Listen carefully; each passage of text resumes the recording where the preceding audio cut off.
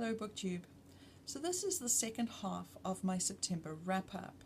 Now what is going to become very evident very early is that I did not actually plan this out very well. Part 1 had all the good books, all the big books, and this one, 2/3 you've already seen before because of ShakeTube, and the other 2/3 I was not that impressed with, so I don't really have all that much to say. So I thought what I would do is I would bump this video up a little bit with a bit of a book haul, because I can't really go out somewhere without buying books, evidently. But anyway, let's not waste time, let me get on with this. So the first book is Midsummer Night's Dream, which you've heard about. The second one was A Merchant of Venice, from this very nice collection of the complete works of Shakespeare, which is now upside down. The complete works of Shakespeare.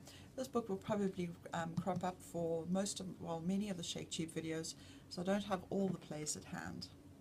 So now that gets to the other books. So the first one is The Vanished Man by Jeffry Deaver. I think this one is the 6th book in the Lincoln Rhymes series. Now in this story the antagonist is a magician, and by that I mean an expert in sleight of hand and misdirection.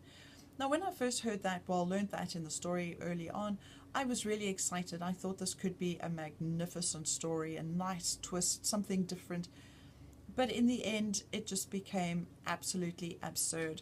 This concept was taken to the point of the ridiculous, to the point that Dumbledore and Gandalf united would have been amazed at what this muggle could have accomplished. It was insanity. There was no way that I could continue reading immersed in the story. There was nothing that was believable. I mean, for pity's sakes, this guy could even do fortune telling quite well, because that move in the hospital with the shot, no, I thought this was really a waste of time. And tomorrow when I go off to Jimmy's second-hand bookshop, this one's going bye-bye if he wants it. If he doesn't, it will go to a charity shop. The next book was Everything I Never Told You by Celeste. Now in this story we follow a family whose daughter has just committed suicide, and we follow how they are trying to heal from this, and as we as the reader are trying to learn what was the cause of this. To put it out there, I thought the writing style was really good. I really liked how she dealt with it, how we had flashes from past and present that seemed completely fluid, even though we weren't following a linear timeline. But there's something that was missing, and I can't quite put my finger on it. I think it had something to do with the substance and the plot.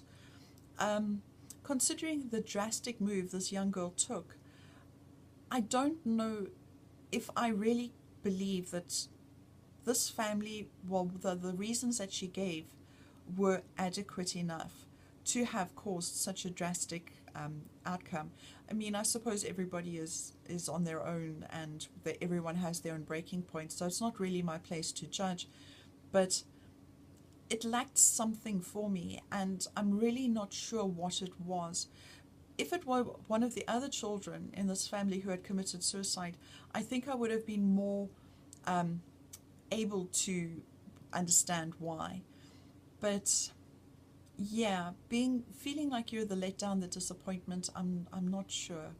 Sorry, spoiler. But anyway, so this book, and I really liked it, and I really liked the way she wrote it. But yeah, just something was missing. But I'm prepared to give Celeste another chance. I think that there is a lot of potential with her as a writer. The next book up is The Secret Life of Bees by Sue Monk Kidd. I picked this up because a friend of mine who teaches at an all-girls high school has this book as one of their set work books. I like to read what other schools are doing, so that I can make sure that the standards that I'm doing are on an equal level. It's very easy when you're doing special needs to cater for a lower level just because that is what they can do, and then when it starts becoming prescribed and we have no choice, suddenly they're not prepared. So I wanted to read this and see what it was about and what I thought.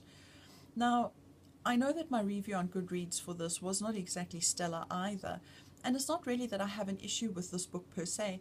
It's just that I have read books that cover this topic that are better, I think. That's where the problem comes in. I like the fact that that Lily, the protagonist, was not a perfect, innocent child, which is very common when it comes to YA literature. She was flawed. I like the fact that she carried a huge amount of guilt on her shoulders. I also like the fact that she ran away from home, and I like that she went to a family of black people where she was the other instead of having the black people as being the other. And the reason why I'm saying that is because the majority of the literature that I've read, white is still seen as the norm and black is seen as the non-norm. So I like the fact that this portrayed that as different, because it should be different. Everybody should be the same. But anyway, so I can see value in this. I would not be able to teach this because I think this would be suited only to an all-girls school. Menstruation is not something I want to cover with young girls in my class and boys at the same time.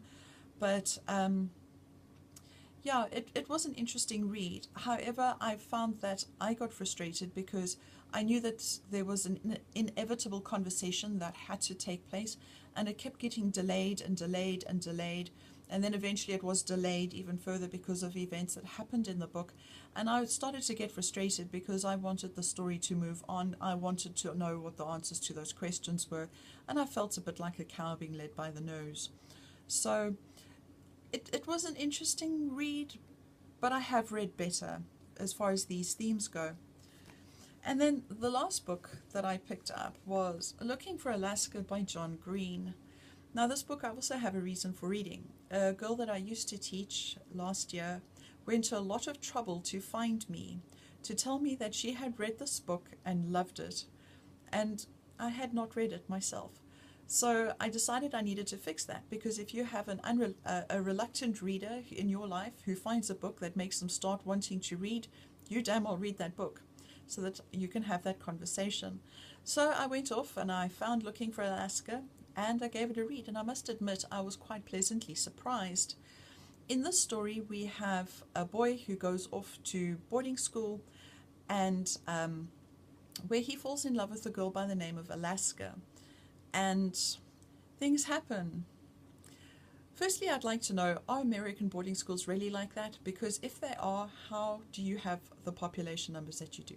Because how teenagers would not kill themselves is the big question for me. But the boy's question in this one, his question is, what happened to Alaska? It's an existential story. I was very nervous reading this book because people had told me that it was very similar to Paper Towns. And although I thought The Fault in Our Stars was pretty good, I thought the Paper Towns was dreadful, and that was why I had never picked up Looking for Alaska.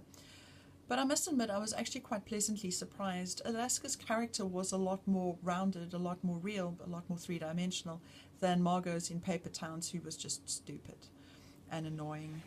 You know, have an existential crisis over something, please.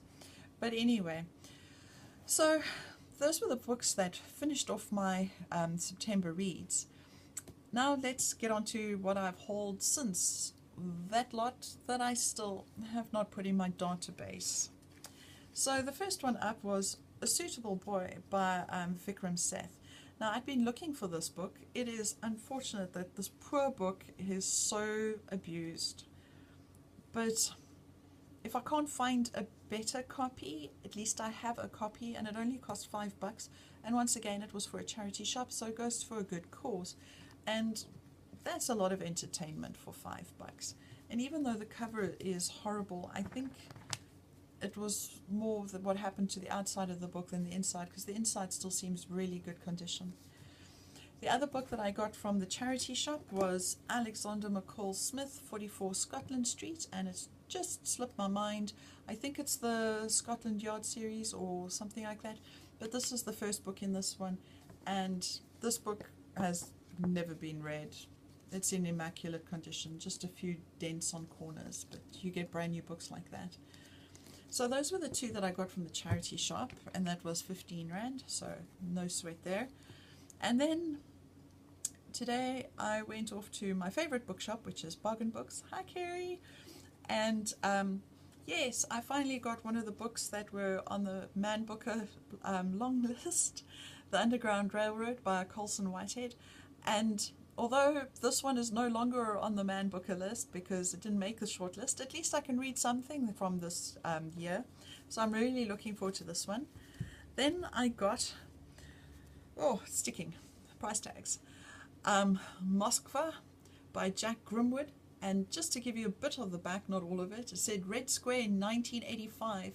The naked body of a young man is left outside the walls of the Kremlin, frozen solid like marble to the touch, missing the little finger from his right hand. Sounds chilling. I've been getting quite into things Russia these days. And then because in a week I have a lot of work that needs to get done and I need something for light reading for when I do go to bed, I got The Method by Shannon Kirk, and just to give you this part, it says here, they thought she was the victim, but they're the ones in danger. It sounds like it's going to be a quick thriller, a fun read, so I was quite in the mood for that. Well, I will be, definitely will be. And then the last book that I got is Anything But Light. I remember mentioning on this channel in the past that I read Between Shades of Grey by Rita Sepetys, and that I was very surprised to learn about what Stalin was up to during World War II. So I got hold of Steve Donoghue, because who else do you go to when you have a history question? And I said to him, where do I go to learn about what happened, because I know nothing about it. I think my history textbooks lied. So he recommended that I start with a biography of Stalin, and he recommended this one by Robert Service. Well, I will be busy with this one for quite some time, and I probably won't be reading it in the next 2 weeks because I will be setting exam papers and will have the IQ of a squib. But I have it, so I'm really thrilled. And yeah, I also put in an order for the, well, it's not actually new, it was published 2012-2013, but the book Olive mentioned about Vladimir Putin, which is The Man with No Face, something like that. So I'm looking forward to that one when that arrives as well. So that was my end of my reading wrap up for September, a bit of a early book haul for August. Tomorrow there might be more books that have been hauled, but I'm not going to show every haul because, yeah, I don't have new books. Books around here are excessively expensive, so I am doomed to be a backlist reader. So if it's been mentioned on BookTube 3, 4, 5 years ago, that's the kind of books that I'll be finding and buying. It all depends on price. I mean, when you're a reader, you have a choice. Either you read lots and read old books, or you choose one book a month, and I don't think I could do the one book a month thing. So, hope you don't mind, backlist reader here. But at least I get to pick them up after the hype has come and gone and I've forgotten about most of what happened in the plot. So that's usually quite refreshing. Anyway, thanks so much for watching. Bye!